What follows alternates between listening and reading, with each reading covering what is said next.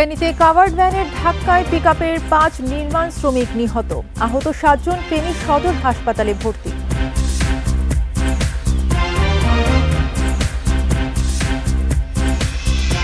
নির্বাচন যত দেরি হবে ততই ষড়যন্ত্র বাড়বে, পাচার হওয়া অর্থ ব্যবহার হবে ষড়যন্ত্রে, লন্ডন থেকে তারেক রহমান।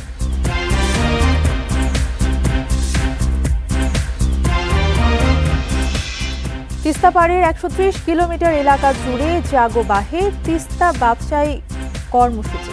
রংপুর সহ ৫ জেলায় বিএনপির ৪৮ ঘণ্টার অবস্থান।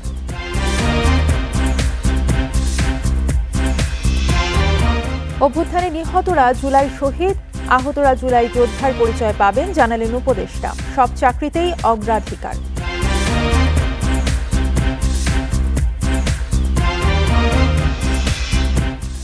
কোনো প্রতিষ্ঠানই এনআইডি সার্ভার থেকে নাগরিকদের পুরো তথ্য নিতে পারবে না, সংশোধনের আবেদন দ্রুত নিষ্পত্তির ঘোষণা।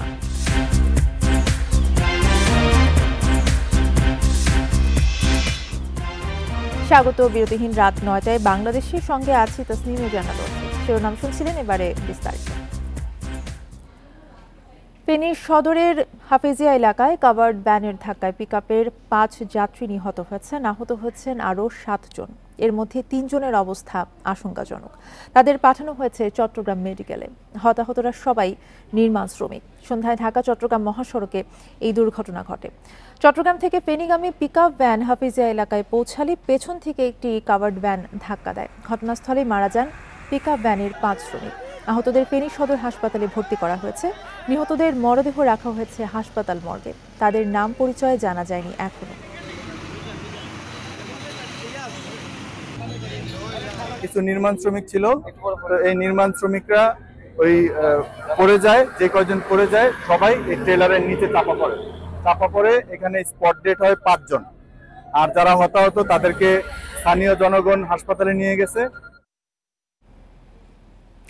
এ বিষয়ে আরো জানাতে ফেনী সদর হাসপাতাল থেকে আমাদের সাথে যুক্ত আছেন সহকর্মী সমীর উদ্দিন। সমীর, যারা আহত হয়েছেন হাসপাতালে ভর্তি, তাদের বর্তমান অবস্থা নিয়ে জানাবেন এবং যারা নিহত হয়েছেন তাদের পরিচয় সম্পর্কে কিছু জানা গেছে কিনা এখনো? আসলে এখনো পর্যন্ত যে ৫ জন নিহত হয়েছেন তাদের কারোই পরিচয় পাওয়া যায়নি, কারণ এরা সকলেই নির্মাণ শ্রমিক। আজ সকালে তারা আসলে এই কনস্ট্রাকশন কাজের জন্য পিকআপে করে মালামাল নিয়ে তারা তাদের যে নির্মাণ কাজের যে জায়গা সেখানে গিয়েছিলেন।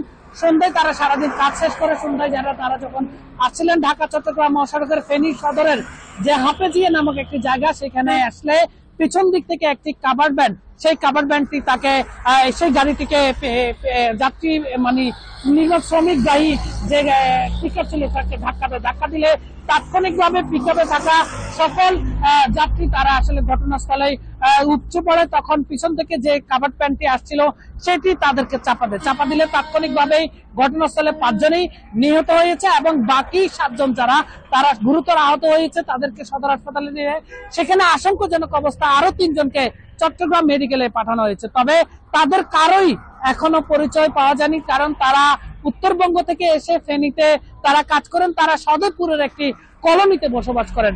আমরা আসলে খোঁজ নিয়ে চেষ্টা করছি তাদের পরিবার পরিজনের বিষয়গুলো, তারা কোথায় কি অবস্থায় আছেন। তো আমরা এখানকার যে ফেনী সদর সার্কেলের যে আরিফুর ইসলাম সিদ্দিকী, তার সাথে কথা বলে তিনি বলেছেন যে গাড়ি দুইটির যে ড্রাইভার তাদের কাউকে আসলে খুঁজে পাওয়া যায়নি। যে কাভার্ড ভ্যানের ড্রাইভার সে আসলে সটকে গেছে, তাকে আসলে ধরার চেষ্টা করছে। তবে পিকআপ কাভার্ড ভ্যানের যে গাড়ি নাম্বার আছে সেই গাড়ি দিয়ে আসলে ঘটনাটায় কার গাড়ি সেটি তারা শনাক্ত করার চেষ্টা করছে।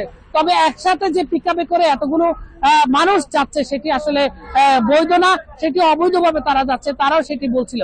তবে এই যে যারা নিহত হয়েছে বা আহত হয়েছে তাদের পরিচয় জানার জন্য পুলিশের পক্ষ থেকে তদন্ত করা হচ্ছে। পুলিশের পক্ষ থেকে তারা কাজ করছেন, কাজ করলে তারা আসলে জানতে পারবেন কখন তাদের বাড়ি কার কোথায়। এই ছিল আমার কাছে ফেনীতে যে সড়ক দুর্ঘটনায় ঘটনাস্থলে ৫ জন নিহতের সর্বশেষ তথ্য। জি, সমীর উদ্দিন জানাচ্ছিলেন ফেনী থেকে।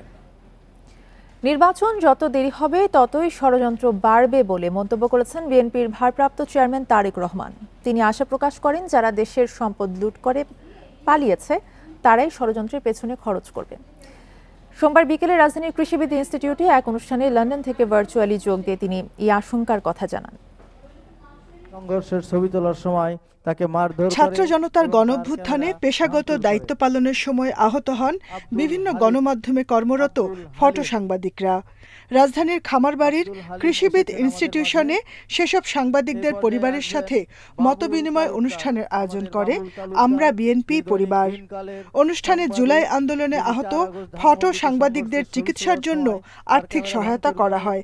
লন্ডন থেকে ভার্চুয়ালি যোগ দিয়ে বিএনপির ভারপ্রাপ্ত চেয়ারম্যান তারেক রহমান বলেন, দেশের স্থিতিশীলতা তৈরির জন্য জনগণের ভোটের অধিকার প্রতিষ্ঠা জরুরি। নির্বাচন যত দেরি হবে দেশের সংকট তত বাড়বে বলে মন্তব্য করেন বিএনপির ভারপ্রাপ্ত চেয়ারম্যান।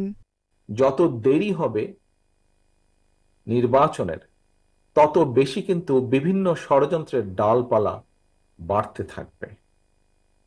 বিভিন্নভাবে সমাজের মধ্যে বিভিন্নভাবে কথাবার্তা, এখনই বিভিন্ন রকম কথাবার্তা আস্তে আস্তে ছড়াচ্ছে যে যারা পালিয়ে গিয়েছে এই দেশ থেকে, তারা এই দেশের মানুষের বিপুল পরিমাণ সম্পদ লুট করে নিয়ে গেছে।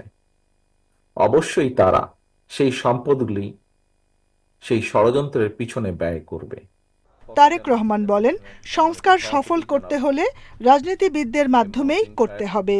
যারা মনে করছেন যে নির্বাচন পরে হওয়া উচিত, সংস্কার আগে হওয়া উচিত, তাহলে সেই সংস্কারকে সফল করার জন্যই এমন মানুষের দরকার যারা সরাসরি জনগণের সাথে সম্পৃক্ত। তা না হলে কোনো সংস্কারই সফল করা সম্ভব হবে না। কাজেই প্রকৃত সংস্কারও যদি করতে হয় তাহলে অবশ্যই সেটি রাজনীতিবিদদের মাধ্যমেই করতে হবে। বৈষম্যমুক্ত দেশ গড়তে হলে জনগণের রাজনৈতিক অধিকার ও ভোটের অধিকার নিশ্চিত করতে হবে বলে মন্তব্য করেন বিএনপির ভারপ্রাপ্ত chairman. Jahanara Parvin, independent news, Dhaka. Teesta নদীর পানির ন্যায্য হিস্সা এবং মহাপরিকল্পনা বাস্তবায়নের দাবিতে 48 ঘন্টার অবস্থান কর্মসূচিতে তিস্তা পাড়ের 11 পয়েন্টে জড়ো হন হাজার হাজার মানুষ। রংপুরে অনুষ্ঠানে যোগ দিয়ে বিএনপির মির্জা ফখরুল ইসলাম আলমগীর বলেন, অভিন্ন নদীর পানি না দিয়ে শেখ হাসিনাকে আশ্রয় দিয়েছে ভারত। বলেন, 15 বছরে আওয়ামী লীগ তিস্তার এক ফোঁটা পানিও আনতে পারেনি। তিস্তা রক্ষায় রংপুর সহ 5 জেলার 11টি স্থানে 48 ঘন্টার অবস্থান কর্মসূচি পালন করছে বিএনপি। সোমবার সকালে গানের তালে তালে রংপুরের কাউনিয়া তিস্তা রেলসেতু এলাকায় কর্মসূচিতে আসতে থাকেন নেতাকর্মীরা। অনুষ্ঠানে যোগ দেন বিএনপির মহাসচিব মির্জা ফখরুল ইসলাম আলমগীর। এ সময় তিনি বলেন, 15 বছরে আওয়ামী লীগ তিস্তার এক ফোঁটা পানিও আনতে পারেনি।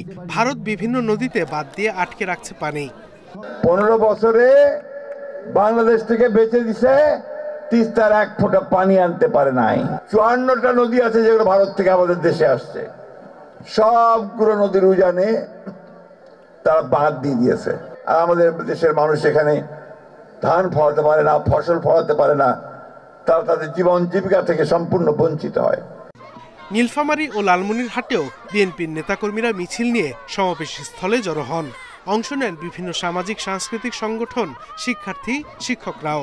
স্থানীয়দের আশা, তিস্তা রক্ষায় মহাপরিকল্পনা বাস্তবায়নে এই গণজমায়েত গুরুত্বপূর্ণ ভূমিকা রাখবে।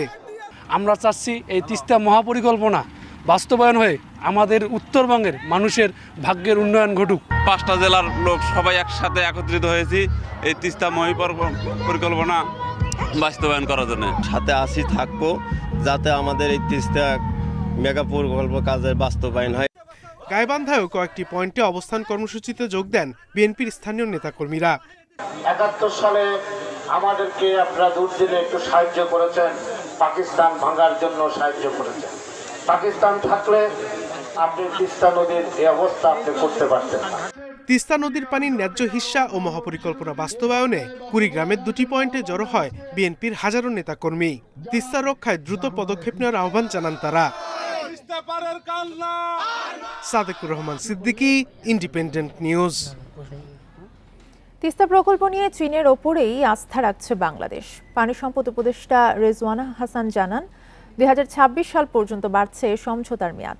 এবছরই প্রকল্পের পরিকল্পনা চূড়ান্ত করার তাগিদ দিয়েছে ঢাকা। তবে বিশেষজ্ঞরা বলছেন, তিস্তা পারে যে প্রকল্পই হোক, পানির ন্যায্য হিস্সা আদায়ে চাপে রাখতে হবে ভারতকে।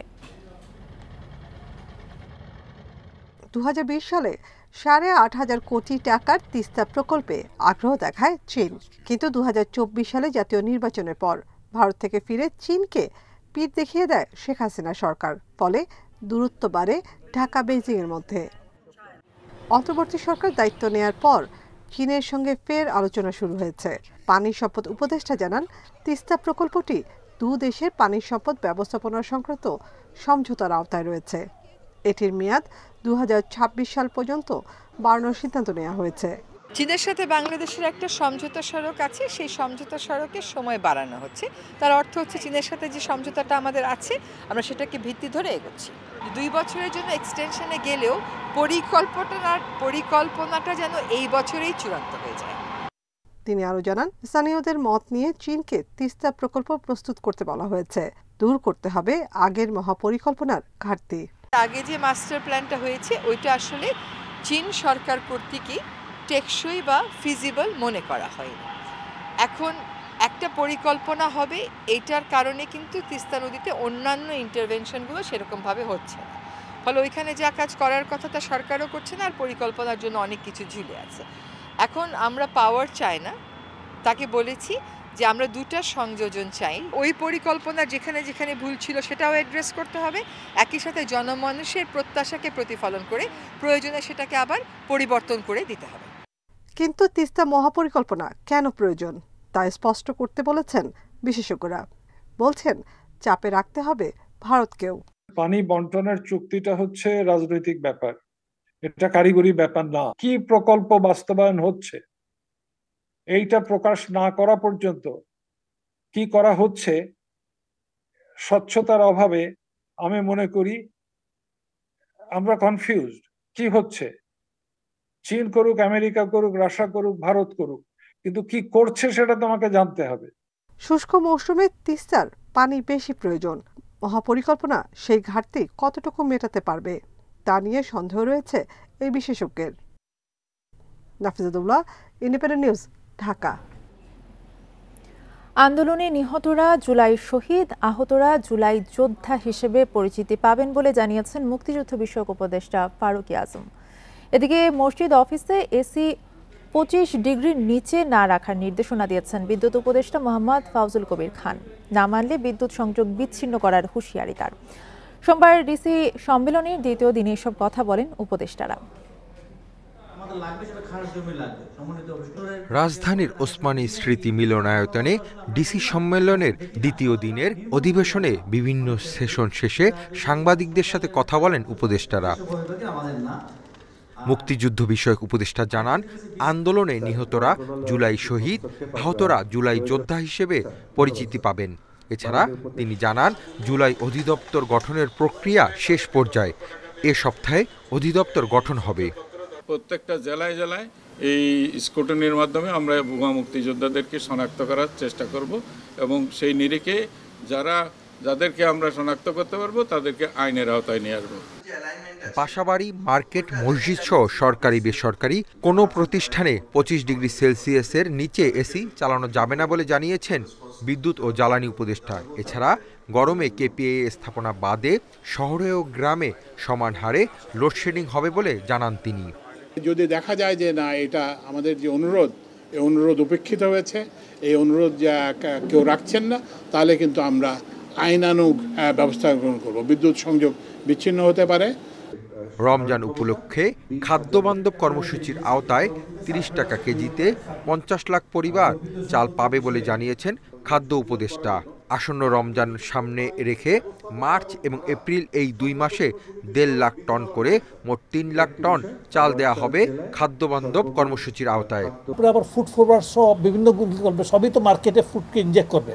এতে প্রায় 7 লাখ টনের মতো চাল এই সময়টাতে যাবে, মার্চ এবং এপ্রিলের মধ্যে যাবে, রোজা, ঈদ ইত্যাদিকে কেন্দ্র করে। ঈদে বিনামূল্যে কোটি পরিবার 10 কেজি করে চাল পাবে, এমন আরও কিছু কার্যক্রম রয়েছে বলেও জানান খাদ্য উপদেষ্টা। এই কার্যক্রমটা তদারকির দায়িত্বটা ডিসিদের। Hasib Mahmud Shah, independent news, Dhaka. মবের নামে বিশৃঙ্খলা সৃষ্টি করলে কঠোর অবস্থানের ঘোষণা সেনাবাহিনী। দুপুরে ঢাকা সেনানিবাসে সংবাদ সম্মেলনে এই কথা জানানো হয়। বাহিনীর যে সদস্যরা সম্প্রতি অপরাধে জড়িয়ে পড়েছেন তাদের বিরুদ্ধেও সেনা আইনে বিচার শুরু হয়েছে। বাহিনীর তৎপরতায় চাঁদাবাজি হত্যাকাণ্ড কমেছে বলেও জানানো হয়। এছাড়া বান্দরবানে শ্রমিক অপহরণের ঘটনায় চলছে অভিযান। আসার জন্য আপনাদের সকলকে ধন্যবাদ জানাচ্ছি। ডিসেম্বরে সর্বশেষ ব্রিফিংয়ের 50 দিন পর আনুষ্ঠানিক সংবাদ সম্মেলন সেনা সদরের। জানানো হয় এই সময়ের মধ্যে উদ্ধার করা হয়েছে 172টি অবৈধ অস্ত্র। 28 ডিসেম্বর 2024 গেল 1.5 মাসের বেশি সময়ে আশুলিয়া ও সাভারের শিল্পাঞ্চলে 88টি অস্থিরতার ঘটনা ঘটে। সড়ক অবরোধ করা হয় 30 বার। সেনা সদরও জানায় এসব ঘটনা সফলভাবে মোকাবেলা করেছে সেনাবাহিনী। অল্প কয়েকটি গার্মেন্টস কারখানা বাদ দিলে শিল্পাঞ্চলের 2097টি পোশাক কারখানায় কাজ চলছে। সেনা সদরও জানায় বিভিন্ন অভিযানে কিছু সেনা সদস্য বিপদগামী হয়ে অপরাধ কর্মে জড়িয়ে পড়ে। তবে অভিযুক্তদের সামরিক আদালতে বিচার চলছে। আমাদের উচ্চ পর্যায়ে তদন্ত আদালত গঠন করা হয়েছে এবং সেনা আইনের আওতায় তাদের বিচার করা হবে। এক্স অফিসার আসলে যারা এটার সাথে জড়িত, এই ধরনের ঘটনা যে এক্সটর্শন বা চুরি বা হত্যার সাথে যারা জড়িত, তারা তাদের দেশের প্রচলিত আইনের আওতায় তাদেরকে বিচার করা হবে। গত 1 মাসে প্রায় 350 মাদক ব্যবসায়ী সহ সারা দেশে 2142 জনকে বিভিন্ন অপরাধে গ্রেফতার করে সেনাবাহিনী। এছাড়া বান্দরবনের অপহরণের ঘটনায় অভিযান চলমান। যারা এই অপহরণ করেছে তারা একটি নাম্বার দিয়ে তাদেরকে যে কিছু র্যানসাম বা টাকা চেয়েছে, বাট আমাদের পেট্রোল চলমান আছে। গতকালকেও 2টি ক্যাম্প, কুকিচিনের 2টি ক্যাম্প আমরা ধ্বংস করেছি। তাদের যে আস্তানা বা তাদের যে ওয়াটার পয়েন্ট, এগুলো ধ্বংস করেছি। বিভিন্ন স্থানে সাম্প্রতিক মব জাস্টিস নিয়ে সাংবাদিকদের প্রশ্নে সেনা সদর জানায় এর মাধ্যমে দেশে আতঙ্ক তৈরির চেষ্টা করলে কঠোর অবস্থান নেবে সেনাবাহিনী। শিল্পাঞ্চল পুলিশ, বিজেএমই। Arafatur Rahman, independent news, Dhaka. আদালতের আদেশ, নির্দেশ, রায় বাস্তবায়ন করে জনগণের ন্যায় বিচার প্রতিষ্ঠা করতে জেলা প্রশাসকদের প্রতি আহ্বান জানিয়েছেন প্রধান বিচারপতি সৈয়দ রেফাত আহমেদ। এ সময় ন্যায় বিচার প্রতিষ্ঠায় 24-এর গণ অভ্যুত্থানের ভূমিকা স্মরণীয় হয়ে থাকবে বলে মন্তব্য করেন তিনি। সোমবার বিকেলে সুপ্রিম কোর্ট অডিটোরিয়ামে জেলা প্রশাসক সম্মেলনে এসব কথা বলেন প্রধান বিচারপতি। বলেন, বিচার বিভাগের কর্মকর্তা ও ডিসিদের পারস্পরিক সৌহার্দ্য বজায় রেখে কাজ করতে হবে। বিচারক এবং ডিসিরা কেউ কারো থেকে বিচ্ছিন্ন নয় বলেও মন্তব্য করেন প্রধান বিচারপতি। স্বাধীন বিচার বিভাগ মানে নির্বাহী বিভাগের সাথে দ্বন্দ্ব নয় মন্তব্য করে তিনি বলেন, পারস্পরিক সহযোগিতায় দেশ এগিয়ে যাবে। অনুষ্ঠানে মন্ত্রিপরিষদ সচিব, বিভাগীয় কমিশনার এবং জেলা প্রশাসকরা বক্তব্য রাখেন।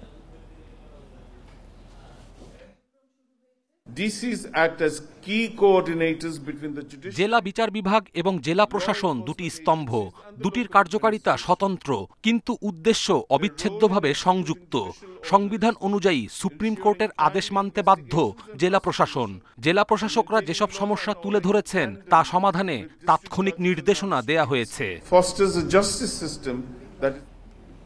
তথ্য ফাঁস রোধে এখন থেকে কোনো প্রতিষ্ঠানকেই সার্ভার থেকে নাগরিকের পুরো তথ্য যাচাইয়ের সুযোগ দেওয়া হবে না বলে জানিয়েছেন জাতীয় পরিচয়পত্র নিবন্ধন অনুবিভাগের মহাপরিচালক ASM হুমায়ুন কবির। এনআইডি সংশোধনের সব আবেদন দ্রুত নিষ্পত্তি করা হবে বলে জানান তিনি। সোমবার নির্বাচন কমিশন ভবনে ব্রিফিংয়ে মহাপরিচালক আরও জানান, কোনো প্রতিষ্ঠান যেসব তথ্য যাচাই করতে চাইবে শুধু সেগুলোই সঠিক না ভুল তা জানাবে নির্বাচন কমিশন। ক্র্যাশ প্রোগ্রাম নেয়ার পর জাতীয় পরিচয়পত্রের সংশোধনের প্রায় 50% আবেদন নিষ্পত্তি হয়েছে বলে জানান তিনি।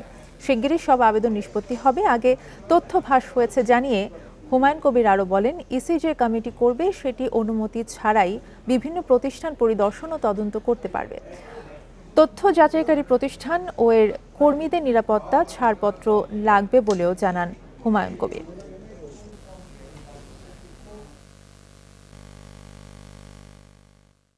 এতদিন আমরা যেটা করেছি 14 সাল থেকে, সেটা হচ্ছে যে ওনারা যখন এই দুইটা ইনপুট দিলে এই তথ্যগুলো ওনাদের কাছে চলে যেত, তখন ওনারা যাচাই করত। আমরা এখন যেই জায়গাটায় যেতে চাচ্ছি সেটা হচ্ছে যে ওনারা ইনফরমেশনটা দিবে আমাদেরকে, দিলে আমরা ওটা ম্যাচ অথবা নো ম্যাচ অথবা ইয়েস বা নো এটা আমরা বলে দেবো। অর্থাৎ যাচাইয়ের কাজটা আমাদের এন্ড থেকে হবে অনলাইনে। জুলাই অভ্যুত্থানে আহতদের স্বীকৃতি এবং তাদের নিরাপত্তা নিশ্চিত করা সহ 3 দাবিতে রাজধানীর শাহবাগে সড়ক অবরোধ করেছেন আন্দোলনে আহত এবং তাদের পরিবারের সদস্যরা। দুপুর 2:30টার দিকে তারা শাহবাগ মোড়ে অবস্থান নেন। এতে সড়কের একদিকের রাস্তায় যান চলাচল বন্ধ হয়ে যায়, দেখা দেয় দীর্ঘ যানজট। আন্দোলনকারীরা জানান তারা এখনও তেমন সহায়তা পাননি, ফলে মানবেতর জীবন কাটাতে হচ্ছে তাদের। আহতদের ক্ষতি নির্ণয়ে 4টি নয় 2টি ক্যাটাগরি করার দাবিও জানিয়েছেন আহতরা। এই কাজে সিভিল সার্জনের পরিবর্তে সরাসরি চিকিৎসকদের অন্তর্ভুক্ত করার দাবি তাদের। আহতরা বলেন, বৈষম্য বিরোধী আন্দোলন করলেও ক্ষতিপূরণ পাওয়ার ক্ষেত্রে তারা নিজেরাই বৈষম্যের শিকার হচ্ছেন। দাবি আদায় না হওয়া পর্যন্ত আন্দোলন চালিয়ে যাওয়ার কথা জানান আহতরা।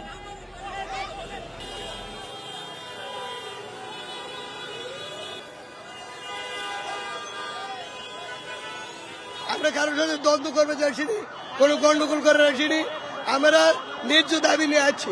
আহতদের ভিতরে যদি আপনার বৈষম্য করা হয় বা শহীদদের মধ্যে যদি বৈষম্য করা হয়, তাইলে এটা কেমনে হইলো? এই ক্যাটাগরি চিকিৎসার ক্ষেত্রে থাকা উচিত, কিন্তু টাকার ক্ষেত্রে না। তাদেরকে টাকা সমানভাবে দেখ, কেউ যেতে নিজেকে না ছোট মনে করতে পারে।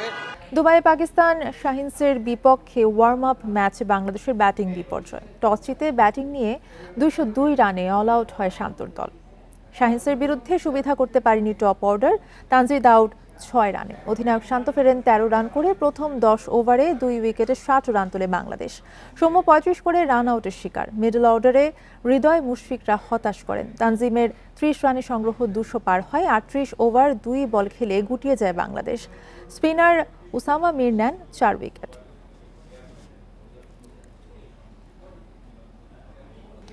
আবারও দেশের দ্রুততম মানবী হলেন নৌবাহিনীর মোহাম্মদ ইসমাইল ও শিরিন আক্তার। ইমরানুর না থাকায় শ্রেষ্ঠত্ব পুনরুদ্ধার করেছেন ইসমাইল।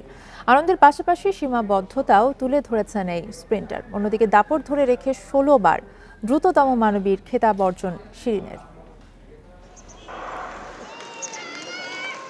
4 বারের দ্রুততম মানব মোহাম্মদ ইসমাইল। লন্ডন প্রবাসী ইমরানুর আসার পর আধিপত্য হারান। এবার ইমরানুর অংশ নেননি, তাতে ইসমাইলের ভাগ্য খুলেছে। জাতীয় অ্যাথলেটিক্সের আকর্ষণীয় 100 মিটার স্প্রিন্টে ইসমাইলের দিকে ছিল স্পটলাইট। প্রত্যাশাও পূরণ করেন। 10.61 সেকেন্ড টাইমিংয়ে দ্রুততম মানব নৌবাহিনীর ইসমাইল। 10.63 সেকেন্ড সময় নিয়ে দ্বিতীয় হন সতীর্থ রাকিবুল। দ্রুততম মানবের খেতাব পুনরুদ্ধারে আনন্দ ইসমাইলের। ইমরানুরের সঙ্গে পার্থক্য নিয়ে প্রশ্নে সীমাবদ্ধতার কথা শোনালেন। ইমরানের বিষয়টা হচ্ছে আলাদা, ওর কালচার আলাদা টোটালি। আমাদের কোচ আছে ভালো, বাট আমাদের ডিভাইসগুলো নাই, আমাদের পরিবেশ নাই, আমাদের নিউট্রিশনিস্ট নাই, এবং কি ফিজিও নাই, যে কারণে আমরা পিছাই থাকি। এইখানেই আমরা পিছাই থাকি, তাছাড়া আমাদের আর কোথাও। মেয়েদের মধ্যে শিরিন আক্তারের প্রতিদ্বন্দ্বী এখনো কেউ হয়ে উঠতে পারেননি। তিনি দ্রুততম মানবীর মুকুট ধরে রেখেছেন। এবার টাইমিং 12.01 সেকেন্ড, গতবারের চেয়ে ভালো। যে টাইমিংটা হয়েছে আমার মনে হয় যে এর থেকে বেটার করা সম্ভব। স্প্রিন্টে যে কোনো সময় যে কোনো কিছু ঘটে যেতে পারে, যে কোনো সময়। এখানে একদমই মাইক্রো সেকেন্ড ন্যানো সেকেন্ডের খেলা, তো সেক্ষেত্রে স্প্রিন্টের সবাই খুব কাছাকাছি থাকে। আপনি দৌড় দেখলেই বুঝতে পারবেন এবং সববারই দেখবেন যে কম্পিটিটিভ হয়। আমি এখনও দেশকে কিছু দিতে চাই এবং আমি চেষ্টা করতে চাই। নতুন অ্যাডহক কমিটির অধীনে অ্যাথলেটিক্সে প্রথম আয়োজন জাতীয় স্টেডিয়ামের নতুন টার্ফে। কোনো স্পন্সর নেই, অর্থ সহায়তায় জাতীয় ক্রীড়া পরিষদ। Kamrul Hasnat, independent news, Dhaka. Orion গ্রুপের চেয়ারম্যান ওবায়দুল করিম, তার স্ত্রী আরজুদা করিম, ছেলে সালমান ওবায়দুল করিম এবং মেয়ে জেরিন করিমের বিদেশ যাত্রায় নিষেধাজ্ঞা দিয়েছে আদালত। দুদকের আবেদনের পর সোমবার ঢাকা মহানগর সিনিয়র স্পেশাল জজ আদালত এই আদেশ দেন। আবেদনে বলা হয় তাদের বিরুদ্ধে মানি লন্ডারিং এর অভিযোগের অনুসন্ধান চলছে। এদিকে সাবেক শিক্ষামন্ত্রী নুরুল ইসলাম নাহিদ এবং তার স্ত্রী জোহরা জেসমিনের দেশ ত্যাগেও নিষেধাজ্ঞা দিয়েছে আদালত। তাদের বিরুদ্ধে অর্থ পাচার এবং জ্ঞাত আয় বহির্ভূত সম্পদ অর্জনের অভিযোগ রয়েছে। দুদকের আরও 2টি আবেদনের পরিপ্রেক্ষিতে হকি ফেডারেশনের সাবেক সহসভাপতি আব্দুর রশিদ শিকদার এবং গণপূর্তের উপবিভাগীয় প্রকৌশলী সঞ্জয় হালদার ও তার স্ত্রী অনিকা ঘোষের বিদেশ যাত্রায় নিষেধাজ্ঞা দেওয়া হয়েছে। এদিকে প্রায় 887 কোটি টাকা আত্মসাৎ সহ বিভিন্ন অভিযোগের অনুসন্ধানের জন্য পদ্মা ব্যাংকের সাবেক চেয়ারম্যান চৌধুরী নাফিস শরাফত, তার স্ত্রী আঞ্জুমান আরা শহীদ এবং ছেলে চৌধুরী রাহিব সাফওয়ান শরাফতের ব্যাংক হিসাব জব্দের আদেশ দিয়েছে আদালত।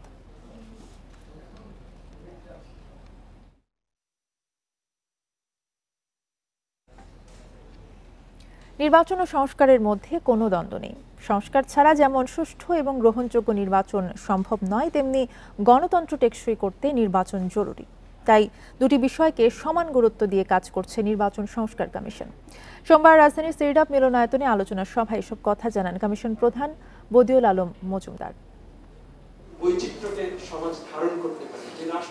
সম্প্রীতির অভিযাত্রা শীর্ষক আলোচনা সভায় যোগ দেন ৮ জেলার তরুণরা। ঢাকা, চট্টগ্রাম, খুলনা উপকূলের প্রান্তিক এলাকার তরুণ প্রজন্ম আগামী বাংলাদেশ কোন পথে চলবে সে বিষয়ে নিজেদের ভাবনা তুলে ধরেন। সাম্প্রদায়িকতা ও গুজবমুক্ত দেশ গড়ার আশা তাদের। একটা গভর্নমেন্টের সবগুলো স্টুডেন্ট সেই সহিংসতা প্রতিরোধে এগিয়ে আসে। তো এটা থেকে আসলে আমরা বুঝতে পারি এখন পর্যন্ত তরুণরা বাংলাদেশের সহিংসতা প্রতিরোধের জন্য কাজ করে যাচ্ছে। বিশ্ববিদ্যালয়ের শিক্ষার্থীরা আত্মহত্যা করছে, একটা তাজা প্রাণ ঝরে যাচ্ছে। তো তাদের মানসিক স্বাস্থ্য নিয়ে আসলে কাজ করাটা আমাদের মনে হয়েছে যে আমরা কাজ করব। বক্তারা বলেন ৫ আগস্টের পর বেশ কিছু সাম্প্রদায়িক সহিংসতা ঘটেছে, তবে দেশের তরুণরা ইতিবাচক ভূমিকা পালন করায় অনেক ঘটনা প্রতিরোধ করা সম্ভব হয়েছে।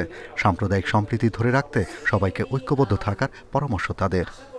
ঐক্যবদ্ধভাবে যে কাজটা করতে চাই সেই কাজটা কিন্তু পরস্পর বিচ্ছিন্ন দূরে চলে যায়, আমাদের মনটা দূরে চলে যায়। আমাদের মূল কাজ হচ্ছে সম্প্রীতি রক্ষা। সংখ্যাগুরু বেশি আছে, তাদেরকে সবসময় আমাদের কিভাবে ধর্মীয় স্বাধীনতাগুলো কিভাবে আমরা পালন করতে পারি সেগুলো আমাদের দায়িত্বের মধ্যে পড়ে। আমাদের মতো সম্প্রীতি দেশ সারা পৃথিবীতে নেই প্রিয়জন।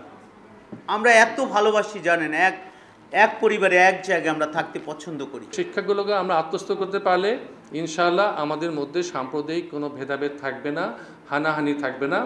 নির্বাচন সংস্কার কমিশন প্রধান জানান, সব নাগরিকের সমান অধিকার নিশ্চিতে সংস্কার চলছে।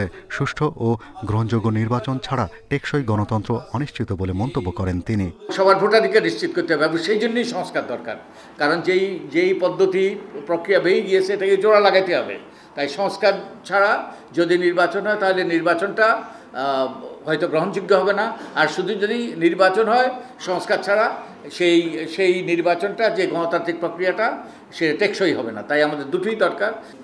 রাজনীতিতে পরমত সহিষ্ণুতার চর্চার আহ্বান জানান বক্তারা। আলোচনা হয় সংখ্যালঘুদের নিরাপত্তা ও সবার ভোটাধিকার নিশ্চিতে তরুণদের ভূমিকা নিয়েও। Shahriar Anirban, independent news, Dhaka. বাণিজ্যিকভাবে কমলার চাষ করে সফলতার দেখা পেয়েছেন জয়পুরহাটের উদ্যোক্তা ইমরান হোসেন উজ্জ্বল। অনেকেই বাগানটি দেখতে ভিড় করছেন, কিনে নিয়ে যাচ্ছেন কমলা।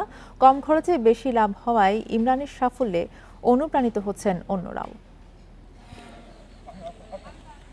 জয়পুরহাটের আক্কেলপুরের ভিকনি গ্রামের এই বাগানে থোকায় থোকায় ঝুলছে কমলা। ৪ বছর আগে গড়ে তোলা বাগানটিতে মিলছে আশানুরূপ ফলন। করোনার সময় ব্যবসায় মন্দার কারণে পরিবার নিয়ে কষ্টে জীবন পার করছিলেন ইমরান হোসেন উজ্জ্বল। এ সময় ইন্টারনেটে কমলা চাষ দেখে উদ্বুদ্ধ হন। প্রায় ১.৫ লাখ টাকা খরচ করে ১ বিঘা জমিতে চাষ করেন বাড়ি কমলা ২, আর তাকে পিছনে ফিরে তাকাতে হয়নি। চলতি মৌসুমে ৫ থেকে ৮ লাখ টাকার কমলা বিক্রির আশা করছেন তিনি। প্রথম বছর ফলনে আমার সেই খরচ উঠে আসছে এবং লাভ ছিল। তার পরবর্তী বছরে পুরোটাই বেনিফিট আছে। ইমরানের সাফল্যে উজ্জীবিত এলাকার বেকার ও শিক্ষিত তরুণরা। সহযোগিতা পেলে তারাও কমলা চাষ করতে চান। আমিও একজন স্টুডেন্ট, পড়াশোনার পাশাপাশি এরকম উদ্যোক্তা হওয়ার চেষ্টা করতেছি। গুণগত মান ও সুস্বাদু হওয়ায় অনেকেই বাগান দেখতে এসে কিনে নিয়ে যাচ্ছেন কমলা। এত মিষ্টি যেটা বাজার থেকে কিনে নিয়ে আসলে অত মিষ্টি আমরা পাই না। ফ্রেশ কমলা যে কেনা সেটাই শুধু না, এটা দেখেও আসলে চোখের একটা শান্তি। এ বিষয়ে সার্বিক সহযোগিতার কথা জানিয়েছে কৃষি অফিস। যারা চাষাবাদ করবেন তাদের অবশ্যই একটা প্রশিক্ষণের প্রয়োজন, কারণ কীভাবে তারা মাটিটা প্রস্তুত করে নেবেন, কীভাবে সার ম্যানেজমেন্ট করবেন, এগুলো প্রশিক্ষণ থাকলে আমরা আশা করতে পারি যে কমলা চাষে তারা সফল হবেন। একটি কমলা গাছ গড়ে ৩০ থেকে ৩৫ বছর পর্যন্ত ফল দেয়। তাই এমন বাগান আরও গড়ে উঠলে বেকারত্ব দূরের পাশাপাশি কমবে কমলা আমদানি নির্ভরতা। Independent news. এ ছিল এখনকার সংবাদের সাথে থাকার ধন্যবাদ সবাইকে।